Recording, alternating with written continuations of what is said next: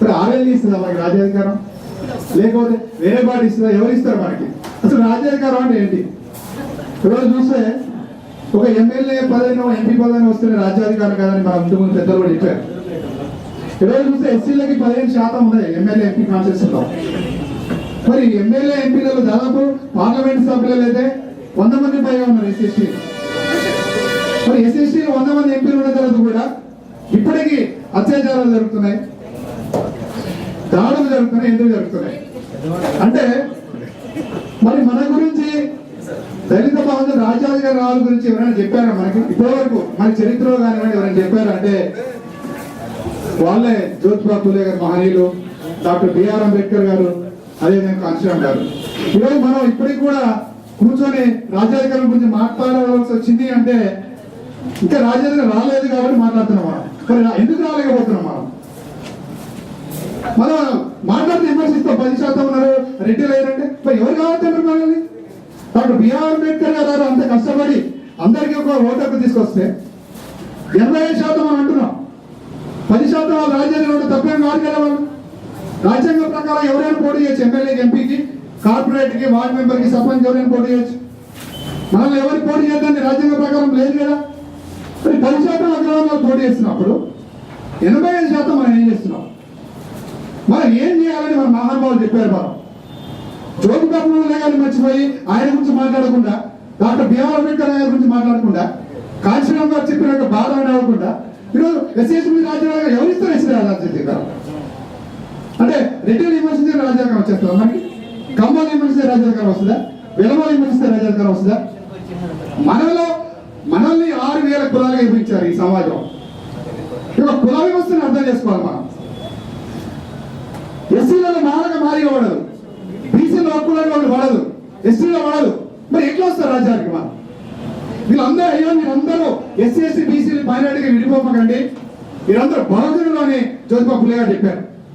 మరి ఫూలే గారు చెప్పిన మనం ఆచరిస్తున్నామా? అయ్యా మీరు కుల సంఘాలు పట్టుకోమాకండి, ఓటు చైతన్యం తీసుకురండి, ఒక రాజకీయ వేదిక జరపండి డాక్టర్ బిఆర్ అంబేద్కర్ చెప్తే కుల సంఘాలు పెడుతున్నాం, నాయకులు అవుతున్నాం, పోయి తాకట్టు పెడుతున్నాం అగ్రవర్ణాలకి.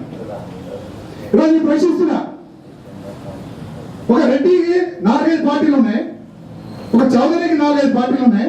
మరి బీసీలకు ఎన్ని పార్టీలు ఉన్నాయి, ఎస్సీలకు ఎన్ని పార్టీలు ఉన్నాయి, ఎస్టీల పార్టీలు ఏమి ఉన్నాయి? మరి ఎంతసేపు రౌండ్ సమావేశం కాదు, ఎవరైనా ఉంటే మన పార్టీ గురించి మాట్లాడదాం. బీసీలకు రావాలి 10 పార్టీలు, ఎస్సీలకు 10 పార్టీలు కావాలి, ఎస్టీలకు పార్టీ కావాలి. కానీ మనం వాటి గురించి ఆలోచించట్లేదు. ఇప్పుడు ఆంధ్రప్రదేశ్లో 22,000 సంఘాలు పైన ఉన్నాయి. జ్యోతిబా ఫూలే, డాక్టర్ బిఆర్ అంబేద్కర్ పైన. అంబేద్కర్ గారి విగ్రహం లేని గ్రామం లేదు. కానీ మరి ఎక్కడ పోతున్నాం మనం? 5 సంవత్సరాల్లో 4 సంవత్సరాల 363 రోజులు ఫూలే గారి గురించి, అంబేద్కర్ గారి నుంచి మా దళితులు, మా ఎస్సీలు, మా బీసీలు, ఎస్సీలు అంటాం. కానీ ఓటేసే రోజు మాత్రం పోయి త్వరగా ఓటేసేస్తున్నాం. ఈరోజు చూస్తున్నాం, ఎస్సీల పేరు చెప్పుకొని నాయకులు అయిపోతున్నాం, బీసీల పేరు చెప్పుకొని నాయకులు అయిపోతున్నాం. ఈ నాయకులు ఆస్తులు పెరుగుతున్నాయి, ముఖ్యమంత్రి పక్కన ఫోటోలు దిగుతున్నారు, ప్రధానమంత్రి పక్కన పోతున్నారు, జాతి పేరు చెప్పుకుని జాతిని అమ్మేస్తున్నారు. రేపు రాబోయే తెలంగాణలో అదే చేద్దామా మనం? ఇప్పటికీ ఆలోచిద్దాం. రేపు రాబోయే తెలంగాణలో కేవలం భౌగోళిక తెలంగాణ కాదు, రాయలసీమ సీమాంధ్ర అగ్రవర్ణాలు పోయి తెలంగాణ అగ్రవర్ణాలు వచ్చినంత మా వారిపైన రాదు మనకి. రేపు లగ్నవాడి బిజినెస్ అదేవిధంగా వస్తాయి ఇక్కడ, రాయబాడి బస్సులు అయ్యే వస్తాయి ఇక్కడ. ఏమి కాదు, రామోజీ ప్రిన్సిటీ ఏం కాదు, మార్గదర్శకి ఏం కాదు, ఎవరి ఆంధ్ర వాళ్ళ వ్యాపారాలు ఏం దెబ్బతినవు. ఈరోజు చూస్తున్నాం, ఇళ్ళక మీద దాడి అంటే ఎవరైనా పోయినాం మనం?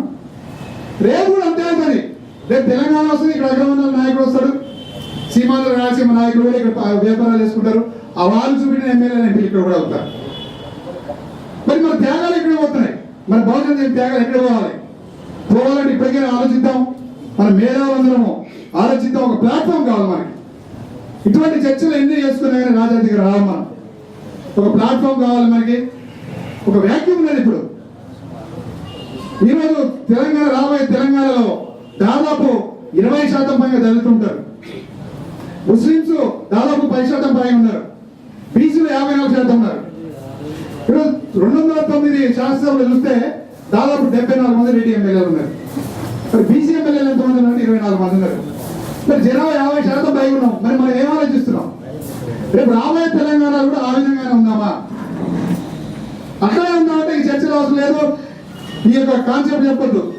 ఈరోజు మా ఎస్సీ మేడం చెప్తాను నేను, నన్ను అంటారు చాలా మంది, అయ్యా నీకు ఎందుకు రిజర్వ్ ఎస్సీ వాడు కదా, ఒక డాక్టర్ ఒక కోట 2 కోట్లు సంపాదించుకో, ఆ కేసీఆర్ దగ్గర పో లేదా సోనియా దగ్గర పోతే నీకు ఎస్సీ రిజర్వ్ టికెట్ వస్తుంది. ఇందాక నాగేశ్వర సార్ ఉన్నారు, సామాన్య సమావేశం సార్ వెళ్ళిపోయాడు, కానీ ఆయన ఏమన్నారంటే ఆ దొరవ సర్పంచ్ ఉన్నప్పుడు ఆయన మాట విన్నవాడు వేరే వచ్చి వినట్లేదంటే, రేపు నాకు టికెట్ ఇచ్చిన కేసీఆర్ లేక సోనియా ఇచ్చినప్పుడు మీరు సోనియమ్మ చెప్పినట్టు వింటారా, మా ఎస్సీ కూడా చెప్పినట్టు వింటారా? మీరు అక్కడ ఎస్సీనే కానీ నా భాష గారు ఉంటారు అక్కడ. వీళ్ళందరూ ఏమంటారంటే కాన్స్టేబుల్ చెంచాలంటారు అన్నాడు. వీళ్ళందరూ ఏం చేస్తారంటే ఆ టికెట్ ఎవరు ఇచ్చారో వాళ్ళు చెప్పినట్టు ఫాలో కావాలి. మన వాయిస్ ఉంటుంది అక్కడ. నేను దళిత కమ్యూనిటీ వచ్చేసి కాబట్టి దళితులు సేవ చేయాలని, బీసీ కమ్యూనిటీ వచ్చిన బీసీ కమ్యూనిటీ చేయను. వాళ్ళు ఎవరు టికెట్ ఇస్తారో, బీ ఫామ్స్ ఎవరు ఇస్తారో వాళ్ళు వేయాలి. వాళ్ళు కూడా ఏం చేస్తారంటే కులం గురించి మాట్లాడిన వాళ్ళకి టికెట్ ఇస్తారు. నా బీసీ రాజ్యాంగం కావాలి, నా ఎస్సీ రాజ్యాంగం కావాలి, ఎస్సీ రాజ్యాంగం అంటే అసలు టికెటే ఇయ్యారు మనకి. అందుకని ఇప్పటికైనా మనం మేల్కొందాం. రాబోయే తెలంగాణలో మనలో యొక్క ఉన్నటువంటి తొలగించుకోకుండా అగ్రవాళ్ళని విమర్శించే మాత్రం రాజ్యాంగ రామా ఫస్ట్ దయచేసి మనం అగ్రవాళ్ళని విమర్శించొద్దు. వాళ్ళు కష్టపడుతున్నారు. ఇప్పుడు జగన్ ఏం తక్కువైంది, రోడ్డు తిరుగుతున్నాడు. వాళ్ళ తండ్రి చచ్చిపోయింది కానీ ఇంట్లో కాపురం చేయట్లేదు. అసలు మనమేమో ఏం లేదు మనకి, మనమేమో హాయ్ ఏసీ వాళ్ళు ఫ్యాన్ వేసుకొని ఇక్కడ చర్చలు వేసుకుంటాం. కొన్ని వేల కోట్లు ఉన్నోడేమో రోడ్డు మీద తిరుగుతుంటాడు, గ్రామాలు తిరుగుతుంటాడు, గుడిసెలు తిరుగుతుంటాడు. మరి మనం ఏం చేస్తున్నాం? వాళ్ళు అన్ని కోట్లు పెట్టుకొని, అన్ని పదవులు పెట్టుకొని, ఉండి కూడా జనాలలో తిరుగుతున్నారు వాళ్ళు. మనం ఎక్కడ తిరుగుతున్నాం? జనాలకి గ్రామాలకు పోదాం. మనం ఎంత కాబట్టి పేపర్లో ఫోటోలు కాకుండా, ఈ చర్చలు కాకుండా మన గ్రామాలకు పోదాం. మేము కూడా ఒక ప్లాట్ఫామ్ తయారు చేస్తున్నాం. డిసెంబర్ 6న ఒక పార్టీ అనౌన్స్ కాబోతుంది ఈ యొక్క ఇదే కాన్సెప్ట్ మీద. ఆ రోజు మొత్తం డీటెయిల్స్ కూడా చెప్తాం. నాకు యొక్క అవకాశం ఇచ్చినందుకు ధన్యవాదాలు. సెలవు తీసుకుంటాం.